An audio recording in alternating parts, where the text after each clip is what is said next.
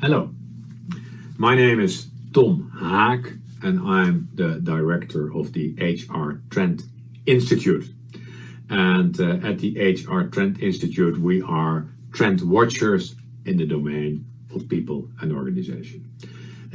My background is in international human resource management. I've worked for companies as Philips Electronics, KPMG, Aon, insurance brokers, and Arcadis, engineers, architects, project managers. But since the last 7 years, I'm the director of the HR Trend Institute. I'm Dutch. I'm working out of the Netherlands. I'm sure you can hear that in my accent. It's a big honor for me to address you here at the FIAD conference, and I hope that you can use the content of my presentation going forward. The title of my presentation is Trends in Learning and Development. There are many trends. I will only cover a few. If you want more afterwards, link to me on LinkedIn or go to the website of the HR Trend Institute, hrtrendinstitute.com, and then you can learn a lot more. What I want to do today is give you a checklist, a simple checklist with 7 points. So a checklist, 7 points, and you can use this checklist in kind of 2 ways. First, I encourage you to look at your own learning and development activities and see how you rate on this checklist. How do you answer the questions on the checklist?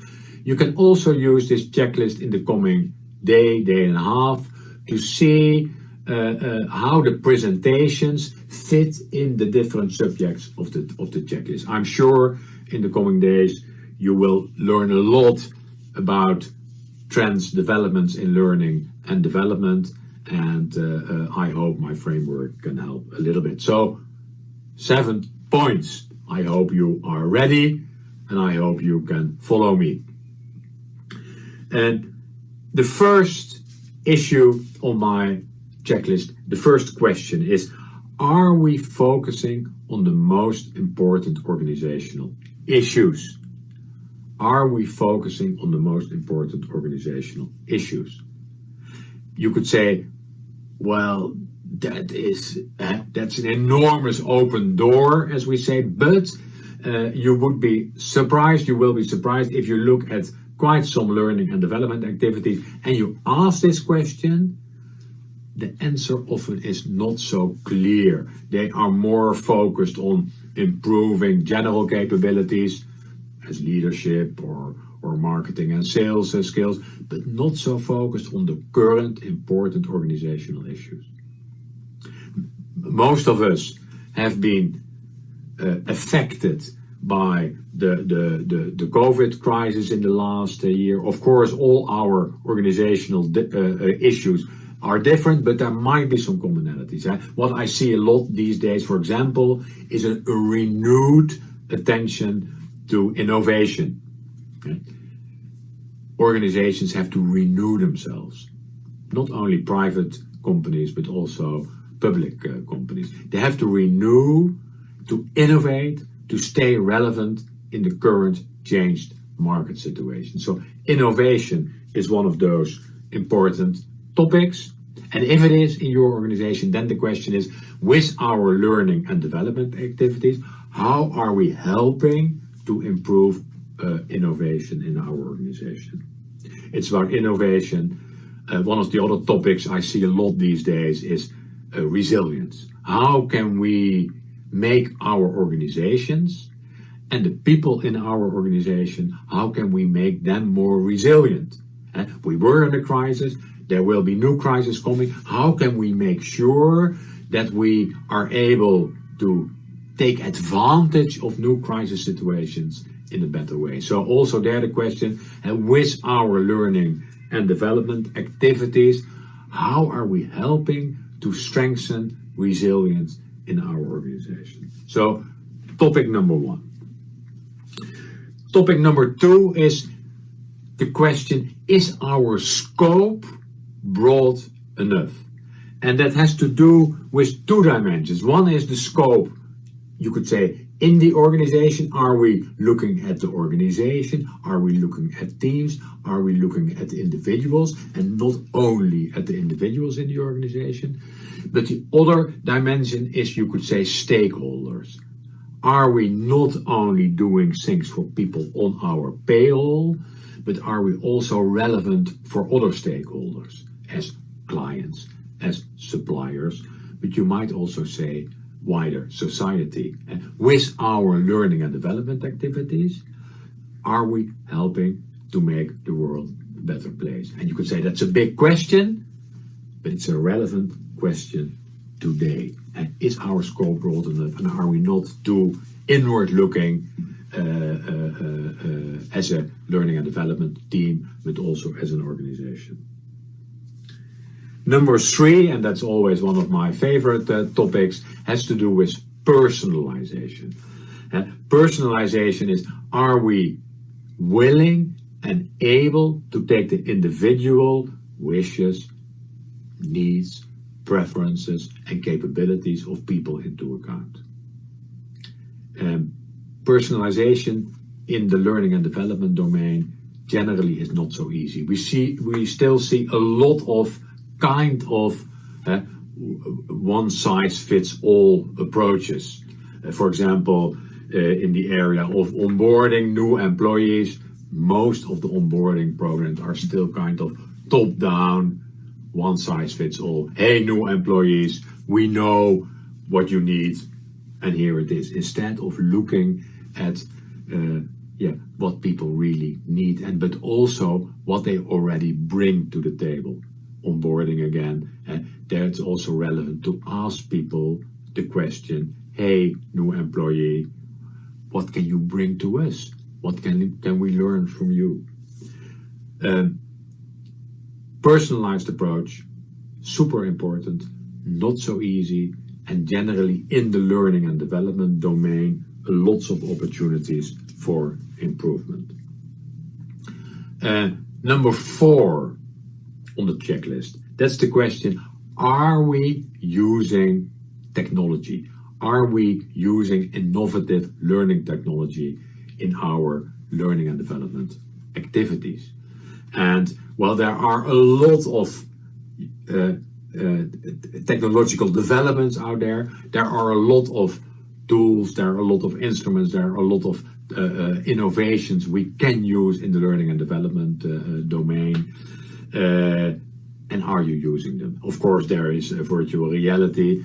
Well, it's used, but still at a relatively low level. There's the use of wearables, all kinds of wearables in the workplace to make sure that you actually track what people are doing and then use that information to help them. A lot of more technology out there. But question number 4, are you using learning technology? Number 5 on the checklist. Number 5 on the checklist is, do we offer people an experience? And we have seen in the last year the increased attention to coming from customer experience, increased attention to the employee experience. And that's also a relevant question in the learning and development domain. Are we offering people a real positive experience? And it has to do with gamification. I'm sure you've seen many examples of really good gamification used in the learning and development area. But it might also be somewhat simpler. If you are able to be relevant for people at the right time, that's already generally a lot more positive experience than if you give people solutions, well, they might not need. So, do we offer our people an experience? That was number 5 on my list. I go to number 6. Number 6, there the question is, are you focusing on the here and now, more on the here and now than on the future. And you say, well, why not on the future? Generally, it is because there are many things in the here and now that are important. How can you help people now and not so much in the future? How can you help people to do their work today better? Maybe a little bit more important than the work in the future. Two concepts that are important in this area. One is learning in the flow of work, and I'm sure you've heard about that. And learning in the flow of work is the question: are you able to come close to the actual work that people are doing? And are you able to observe and assess what they are doing? And then are you able to give them a relevant learning solution if they need it, to help to do their work at this moment better? Not so easy, because it requires that you are able to get close to the work people are doing, and of course technology can play an important role there, but it also requires that you are able to offer them tailored solutions that are relevant for them at that moment in time. And there, the whole concept of micro-learning is important, and offering small learning solutions that are relevant for people at this moment. A lot more to say about this, but I think it's important. Are you focusing on the here and now and not so much on the future? And number 7 on my list, and of course the list could be longer, but I thought 7 is a good number. Are you using learning analytics? And it's a little bit broader. It's also, don't rely too much on intuition. Don't make assumptions too much, but base them on, one, scientific insights. And many of you have a scientific background. So I hope we can use those scientific insights a lot more than we do today in the learning and development domain, but also use clever learning analytics. Are you measuring what you're doing? Are you working and applying agile methodologies in order to be able to learn from what you are doing and improve your learning and development efforts quickly? Adapt quickly and increase the impact and the relevance in an agile way. So it's using science, using analytics, and using agile methodologies. So maybe it's already 3 points in 1 for number 7. So, and let me gather my stuff. And I see that I am still within my time limits, which is always good news. So, a summary. And if you write down on your notepad, you have the checklist.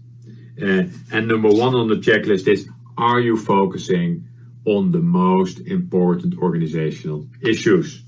Number 2 is your scope broad enough? And that's a big question, because in the end it's also the question, are we also as learning and development professionals or learning and development departments, are we relevant not only for the employees but also for society? Do you have a personalized approach? Do you have a personalized approach? Not so easy, but if you do it, it's very powerful. And here we can learn a lot from the marketing domain. Many of you have their personal experiences as consumers, and often those type of experiences are a lot more positive than the experiences of employees. Number 4, are we using learning technology? And there's a lot of technology out there. Have a look and see what you can use. Do we really offer an experience? Do we really do that, or is it still often too much boring for people? And I realize I'm speaking to you in a conference where, again, you have to watch people on videos and with their PowerPoint. So, is this the best example? What kind of experience do we offer you? Do we focus on the here and now and not too much on the future? and do we use scientific insights and learning analytics. I hope that you can use my checklist, if only maybe today and tomorrow to look at presentations, but also to kind of assess your own learning and development activities. There are many trends relevant in the people and organization area. If you like to hear and see more, as I said, link to me on LinkedIn. That's one, Tom Haak at LinkedIn. Secondly, go to the website of the HR Trend Institute, hrtrendinstitute.com. And I also have a YouTube channel. If you go out there and say Tom Haak YouTube, you will find various videos. So thank you very much. I wish you a lot of interesting presentations in the coming period. And I hope to be able to see you in a more personal setting in the future. So thank you very much. Take care.